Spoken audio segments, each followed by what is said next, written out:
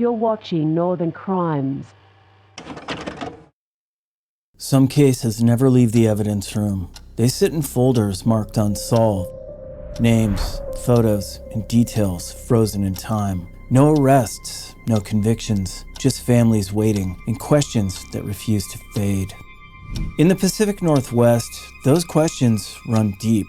A young mother found beneath a burning car. A girl who did everything right vanished in daylight.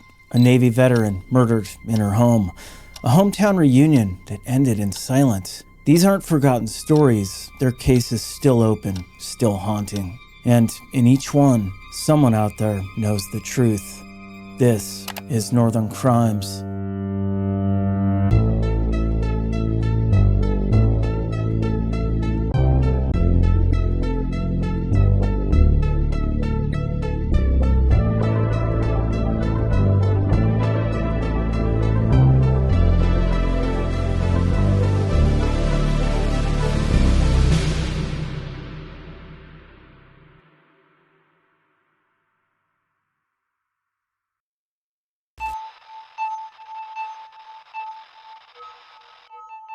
In the early hours of January 21, 1970, the quiet farming town of Junction City, Oregon, became the site of a perplexing unsolved cold case.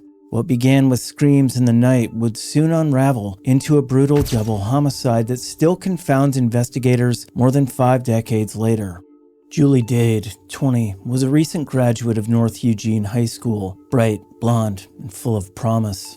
Her husband, 19-year-old Terry, worked swing shifts at the American Can Company plywood mill. They lived in a ground-floor apartment at the Maples apartment complex with their 1-year-old son, Mark, who just celebrated his first birthday the day before tragedy struck. At around 4:15 a.m., neighbors were awakened by the sound of a woman screaming and pounding on doors along Southwest Laurel Street. Witnesses saw Julie being dragged into a white station wagon by a heavy-set man who calmly explained she was drunk. Moments later, the car sped off into the night. 35 minutes later, an explosion rocked a trailer park on the edge of town. Residents rushed outside to find a white 1962 station wagon engulfed in flames. One man tried to extinguish the fire, but it was too late. Underneath the car, they discovered Julie's body, severely burned but still recognizable. An autopsy revealed she'd been beaten and strangled before the fire. Her death, a calculated effort to destroy evidence. Investigators found the gas tank had been punctured, likely with a screwdriver, and deliberately set alight. Later that morning, police forced entry into the Dade's apartment and found another grim scene. Terry had been bludgeoned to death with a heavy object. Their infant son, Mark, was found unharmed in his crib. There were no signs of forced entry, suggesting the killer may have been known to the couple or persuaded them to open the door. Detectives described the violence as methodical and deeply personal, not the work of a burglar, but someone with intent. An extensive investigation followed, involving over 100 detectives and one of the largest manhunts in Oregon history up to that time. Friends, neighbors, and potential suspects were questioned, but no arrests were made. And without DNA technology at the time, critical evidence may have been lost forever. Today, retired detective David Solano continues to volunteer with Lane County's cold case unit, holding on to the hope that a new lead might surface. We try to keep our eyes open and our blinders off, because it could be something completely different than what we're thinking. The murders of Julie and Terry Dade shattered a young family and stunned an entire community.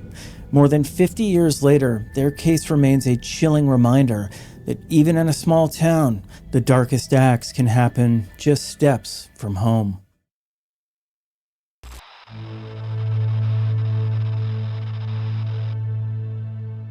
On July 18, 1994, as Seattle pulsed with the cultural aftershocks of Kurt Cobain's death and the rise of the digital age, a teenage girl vanished from Capitol Hill, leaving behind a tragedy that went largely ignored. Tanya Marie Fraser was just 14. Quiet, kind, and known for carrying stuffed animals to school, she lived by the rules and always came home on time. That summer, she was attending classes and working part-time through a school program at Meany Middle School. The night before she disappeared, Tanya confided in her younger sister Tiara about a, quote, weird guy who'd been trying to hit on her, an unsettling moment that would take on chilling significance the next day.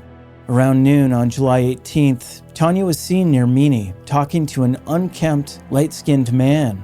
Witnesses say she got into his car, something completely out of character. Tanya didn't get into cars with strangers. She didn't go off without telling anyone. When she failed to come home by 4 p.m., her family immediately knew something wasn't right. By 6, her mother called police, but the response was indifferent. Officers asked if she was pregnant, in a gang, or had run away. The assumptions were steeped in stereotype, not fact. For 5 days, Tanya's family searched. Police treated it like a runaway case. Then, on July 22nd, a man walking his dog caught a familiar, sickening scent in a wooded ravine less than a mile from Meany Middle School. Tanya's body had been left behind expensive homes, raped, and murdered. Details about her death remain conflicting. Some reports say she was stabbed, others that her throat was cut. Either way, she died violently and far too young. Evidence was collected, most notably DNA under her fingernails, but no suspect was ever arrested. Years later, Tanya's purple backpack surfaced in West Seattle, raising more questions yet again. From the beginning, her case was treated with apathy. As Father Ralph from her church later said, "Had Tanya not come from our neighborhood or not been mixed race, more people would have known this terrible thing that happened to her." Today, her sister Tiara continues to fight for answers. The case remains open, but decades later, there's still no resolution. Tanya Fraser wasn't a runaway, but what she was a daughter, a sister, a student, and a child who deserved safety. Her story remains a quiet indictment of a system that too often fails to protect its most vulnerable. If you know anything about Tanya's murder, contact Seattle Police at 206-684-5555.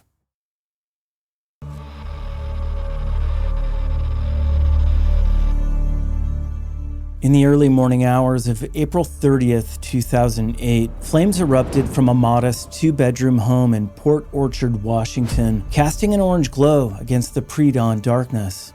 What firefighters initially assumed was a tragic house fire would soon reveal itself as something far more sinister: the brutal murder of a Navy veteran who'd served her country with honor. Linda Malcolm was a 47-year-old woman who'd found peace in the quiet community of Port Orchard after her military service. She lived alone in her small home, maintaining the disciplined lifestyle that had served her well in the Navy. On April 29, 2008, Linda went about her normal routine, making her final purchase at a local Safeway at 2:16 p.m., a $116 grocery run that would mark the last confirmed proof of her life. At 3:58 a.m. on April 30th, a neighbor's frantic 911 call shattered the morning silence. Linda's house was completely engulfed in flames, with fire spreading to nearby trees and power lines dangling dangerously in the front yard. 2 brave neighbors had attempted to enter the burning structure, suspecting Linda might be trapped inside, but the intense heat and smoke forced them back. When firefighters arrived at 4:21 a.m., they faced a scene of devastating destruction. By 5:03 a.m., they'd extinguished the blaze, but the damage was catastrophic.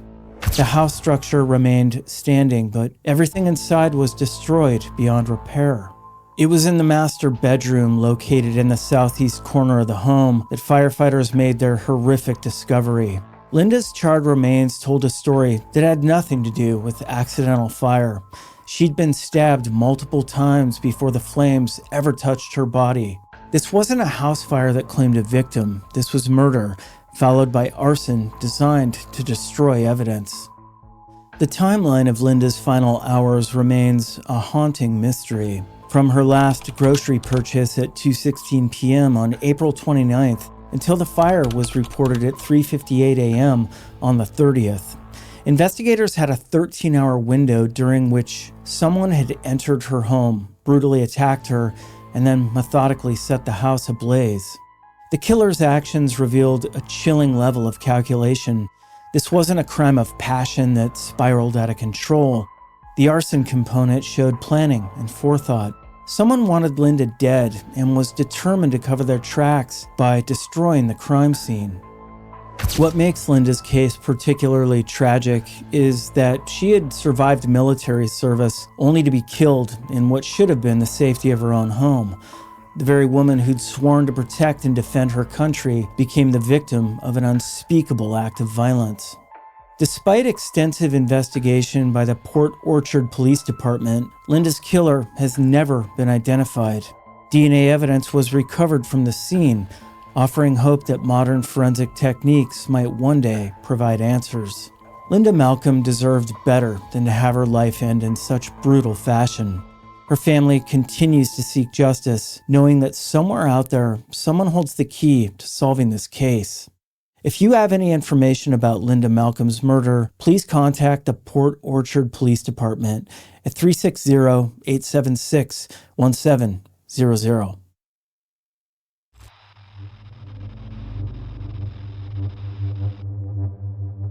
On July 28, 2012, 40-year-old Isaac Lee Roberts rode his Harley-Davidson motorcycle from Coeur d'Alene, Idaho, to the small town of Joseph, Oregon, for what should have been a nostalgic weekend at Chief Joseph Days. The annual festival held special meaning for Isaac. He was a 1990 graduate of Joseph High School, returning to reconnect with old friends in the northeastern Oregon mountains where he grew up.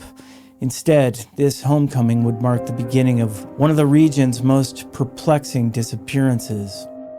Isaac was a construction worker between jobs, described by his family as a devoted husband to his wife Shauna. Standing 6 feet 3 inches tall and weighing 215 pounds, he had ash blonde hair, green eyes, and a distinctive long goatee.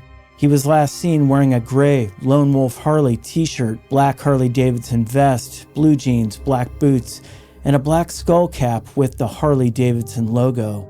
Upon arriving in Joseph, Isaac left his $25,000 motorcycle at a bronze foundry owned by longtime friend Tim Parks in nearby Enterprise. According to witnesses, he spent the evening of July 27th at a local tavern, catching up with friends and drinking very little. During a phone call with his wife that evening, both expressed their love for each other. It would be their final conversation. Around 1:45 a.m. on July 28th, Isaac was last officially seen leaving a Joseph tavern with 2 men and 2 women. This marked the beginning of a timeline that investigators would later piece together through witness accounts and surveillance footage.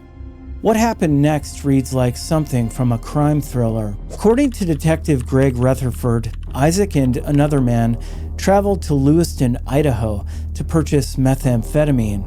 A witness confirmed seeing Isaac and his companion in Lewiston, describing them as appearing to be in good spirits and getting along well. This would be the last confirmed sighting of Isaac Roberts alive.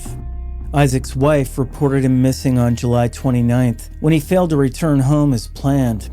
Initially treated as a missing person case, the investigation was upgraded to a homicide on August 29th after more than a month of fruitless searching.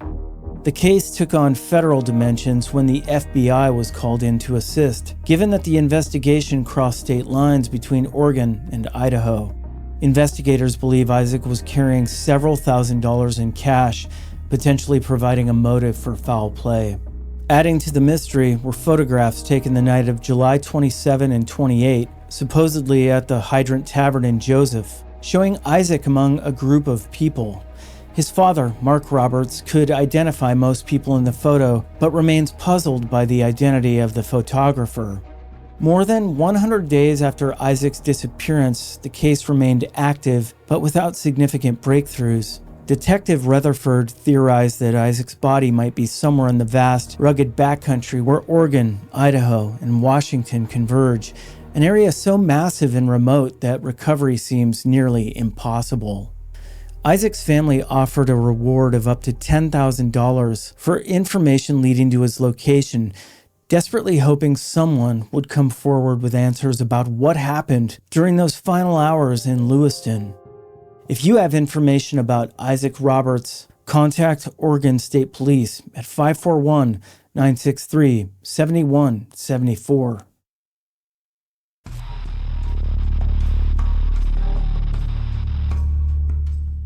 In the early hours of July 23, 2015, gunfire erupted in Seattle's Chinatown International District, claiming the life of a man who dedicated nearly 5 decades to protecting his community. Donald Gregory Donnie Chin, 59, was shot and killed while responding to an emergency call, dying as he'd lived in service to others. Born on October 7, 1955, Donnie grew up in a family deeply rooted in Seattle's Asian American community. His father, Don Chin, had immigrated from Taishan, China at age 7 and helped establish the Seattle Chinese Chamber of Commerce in 1963.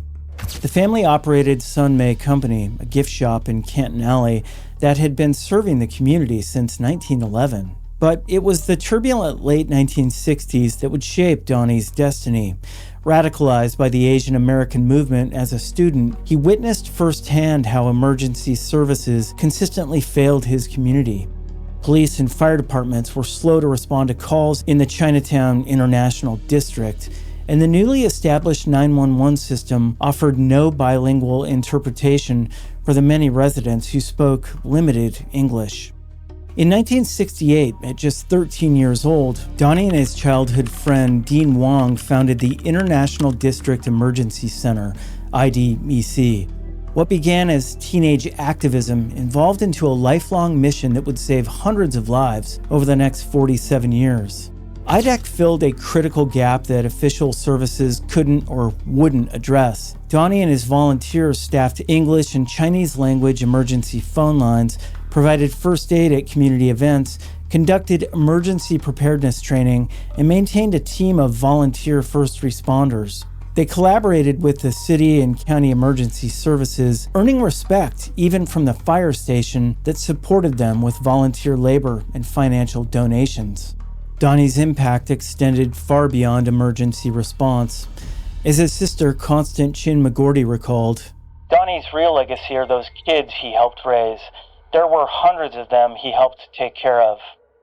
He provided mentorship, first responder training, and free food to local youth, becoming a big brother figure to countless young people in the community. Ron Chu, former editor of the International Examiner, captured Donnie's essence perfectly. Donnie Chin was the eyes and ears of the neighborhood.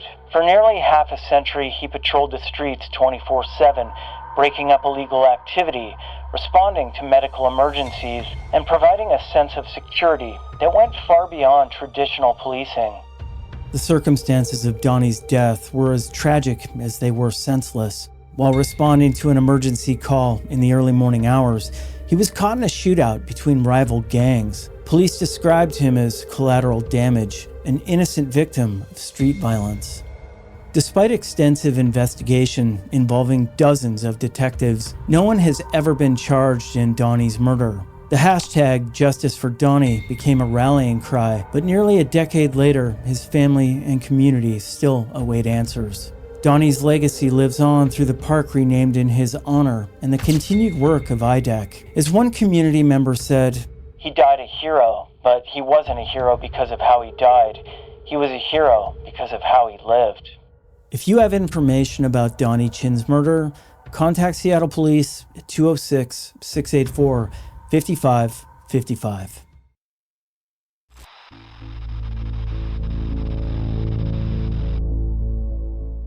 On March 26, 2017, in the remote hills of Trinity County, California, a 28-year-old man named Roger Her vanished without a trace, leaving behind a disturbing missing persons case from that region. Roger was living a quiet life on McAlexander Road in Hayfork, managing property he and his family had acquired after moving from Sacramento. Born on December 4, 1988, Roger was described as an Asian male with distinctive curly shoulder-length black hair and a medium build, standing 5 feet 7 inches tall. He had braces on his teeth and 2 meaningful tattoos, the word Thaj on his left upper arm and his last name, Her, on his right upper arm. The day Roger disappeared started really like any other. At 1:24 p.m. on that Sunday afternoon, he was last seen on his property in the 2100 block of McAlexander Road with an unidentified person. This brief encounter would be the final confirmed sighting of Roger alive. When concerned relatives arrived to check on him later that evening, they discovered a scene that immediately raised alarm bells. The fireplace was still burning, casting flickering shadows across the room. The television remained on, its glow illuminating an otherwise empty house. Roger's wallet sat undisturbed where he'd left it, but Roger himself was nowhere to be found. What made the disappearance particularly unsettling was what Roger was wearing when he vanished: a hooded sweatshirt, gray sweatpants, and Croc slippers. This casual attire suggested he hadn't planned to go far away from his property, making his absence all the more mysterious. The Trinity County Sheriff's Office received the missing person report at approximately 9:39 p.m. on March 27th, launching an investigation that would span years without any resolution. Roger's family immediately suspected foul play, believing that someone had taken him against his will. Adding to the mystery were rumors that began circulating in the community. Some whispered that Roger may have been kidnapped, though investigators couldn't substantiate these claims. The case became part of a troubling pattern in Trinity County, where multiple people had gone missing in recent months, leading some to speculate about connections to the area's marijuana culture and the influx of outsiders it attracted. Despite deep searches and investigations, no trace of Roger has ever been found. No witnesses came forward with credible information about what happened after that 1:24 p.m. sighting. The case has remained frustratingly cold, with few details available to guide investigators toward answers. Despite this, Roger's family has never given up hope. They've offered a substantial $30,000 reward for information leading to his whereabouts, demonstrating their unwavering commitment to finding answers about what happened to their loved one. Today, Roger would have been 36 years old. His disappearance remains an open case with the Trinity County Sheriff's Office, a testament to the complexities of missing persons cases in rural areas, where people can disappear really without explanation, oftentimes leaving law enforcement and families left in the dark. If you have any information about Roger Her's disappearance, contact the Trinity County Sheriff's Office at 530-623-2611. Each of these cases remains open, not because no one cared, but because the truth has stayed just out of reach. Over time, evidence fades, witnesses move on, and the headlines disappear. But for the families left behind, this waiting never ends. Somewhere, there has to be answers, a name, a memory, a decision to come forward. And maybe that's all it takes to turn a cold case warm again. Until then, these stories remain unfinished chapters in the history of the Pacific Northwest, reminders that justice delayed isn't always justice denied.